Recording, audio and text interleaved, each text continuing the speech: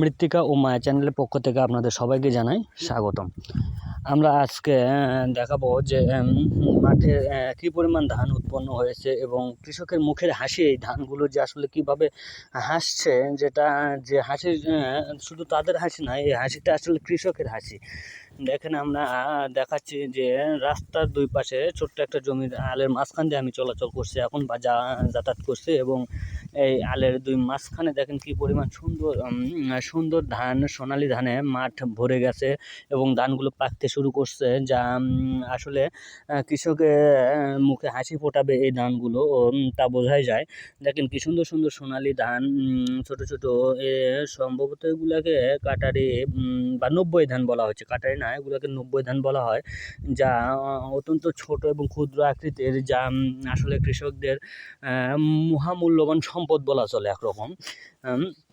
দেখেন কি সুন্দর সোনালি ধানে মাঠ ভরে গেছে চারিদিকে। মাঠের চারিদিকে আমরা যেদিকেই তাকাই দেখবেন সেদিকে শুধু শুধু ধান আর ধান, ধান আর ধান, ধানে ধানে পুরো মাঠটা সুন্দর ছেয়ে গেছে, যেখানে আসলে এই যে ধানগুলো পাকছে বা এই ধানগুলো কয়েকদিন পর কৃষক ঘরে তুলবে। ঘরে তোলার পরে এই ধানগুলো দ্বারা আমরা আগে যে শুনেছি, যা পড়ছি, যে গোলা ভরা ধান, আসলে এই গোলা ভরা ধান বলতে এই সকল ধানকেই বোঝানো হচ্ছে যে ধানগুলো কাটার পর কৃষক তাদের গোলা বা তাদের গোলা, তো বলতে এখন আর গোলা পাওয়া যায় না বা গোলা দেখতে পাওয়া যায় না, তারা তালায় রাখবে এবং এই ধানগুলো তারা সংরক্ষণ করবে, রোদে শুকাবে। শুকানোর পরে ধানগুলো যে সংরক্ষণ করে তারা তাদের তালাজাত করবে বা তালায় রাখবে এবং সেটা তারা একসময় বেচবে, বিক্রয় করবে। বিক্রয় করার পর থেকে অধিক অর্থ উপার্জন করবে। আসলে কৃষক এইটুকুই চায়, কৃষকের বেশি আর কিছু চায় না। আসলে তারা যে পরিশ্রম করে, তাদের পরিশ্রমের মূল্য আসলে আমরা দিতে পারবো না কখনো। তারা আমাদের কাছে ধান থেকে যে চাল উৎপন্ন হয়, সেই চালের মাধ্যমে আমরা যে ভাতটা পাই, তারা আমাদের কাছে আসলে এটা সরবরাহ করছে। তাদের এর থেকে বেশি অবদান আসলে আমি বলে বোঝাতে পারবো না। তারা যা অবদানটা আমাদের কাছে দিচ্ছে, তারা আমাদেরকে যে কৃষি বিষয়ক যে কৃষি খাদ্য পৌঁছে দিচ্ছে, আসলে এটা আসলে বলে বোঝানোর মতো নয়। দেখেন মাঠে কি সুন্দর সোনালি ধান, এই ধানগুলো কাটারি ধান বলা হচ্ছে। এগুলো একটু পাকতে সময় লাগবে। এই ধানটা দেখেন একটু বৃষ্টির কারণে বা বর্ষার কারণে, একটু হালকা বৃষ্টি এবং বাতাসের কারণে ধানগুলো একটু হেলে পড়ছে। যদিও ধান খুব সুন্দর ধান হয়েছে, যেটা আসলে দেখার মতো বা সুন্দর। এই ধানগুলো আসলে কৃষকের মুখের হাসি, কৃষকের যে চাওয়া পাওয়া যা থাকে তা আসলে এই মাঠের দিকে তাকালে আমরা বুঝতে পারি।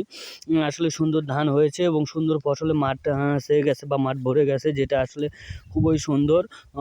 তাই আপনাদেরকে আমি যতটুকু পারি আমাদের মাঠের কিছু অংশ দেখালাম, যেখানে সুন্দর সুন্দর কৃষকের ফসল, যে ধান, এই সময় ধানের সিজনে যে ধান উৎপন্ন হয় সেটা দেখা যাচ্ছে। মনে হয় যে এবার ধানের যে ফলন আছে, তারা বিঘা প্রতিতে মোটামুটি 24 থেকে 25 মণ বা 25 থেকে 26 মণ পরিমাণ ধান পাবে। যদি এই ধানের ন্যায্য মূল্য পায়, তারা আসলে মনে হয় যে পরবর্তীতে আরও বেশি পরিমাণ ধান লাগাতে উদ্বুদ্ধ হবে এবং আরও বেশি কৃষিকে সম্প্রসারিত করবে বা কৃষিকে আরও অনেক দূর পর্যন্ত এগিয়ে নিয়ে যেতে সাহায্য করবে।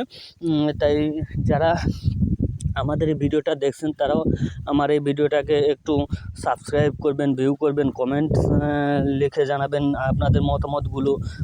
আপনারা আপনাদের বিভিন্ন মতামত থাকতে পারে, সেই মতামতগুলো আপনারা আমাদেরকে জানাবেন। আমি চেষ্টা করব আপনাদের মতামতগুলো বিশ্লেষণ করে তার সঠিক একটা উত্তর দেওয়ার, এবং যতটুকু পারি আমি এই কৃষিটাকে আরও এগিয়ে নেওয়ার জন্য হয়তো বা কাজ করছি বা কাজ করব। তাই আপনারা আমার পাশে থাকেন বা আমার চ্যানেলের পাশে থাকেন, তাই অবশ্যই আমার চ্যানেলকে লাইক, কমেন্টস এবং সাবস্ক্রাইব করবেন, যাতে আমি আপনাদের কাছে আরও সুন্দর সুন্দর ভিডিওগুলো আপলোড দিতে পারি এবং সুন্দর সুন্দর ভিডিও উপস্থাপন করতে পারি।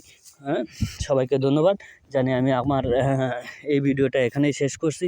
তাই আপনারা অবশ্যই এখানে আমার এই ভিডিওটাকে দেখলে একটিবারের জন্য লাইক, কমেন্টস এবং সাবস্ক্রাইব করবেন, যারা আমি আপনাদের সামনে আরও নতুন নতুন সুন্দর সুন্দর ভিডিও উপস্থাপন করতে পারি।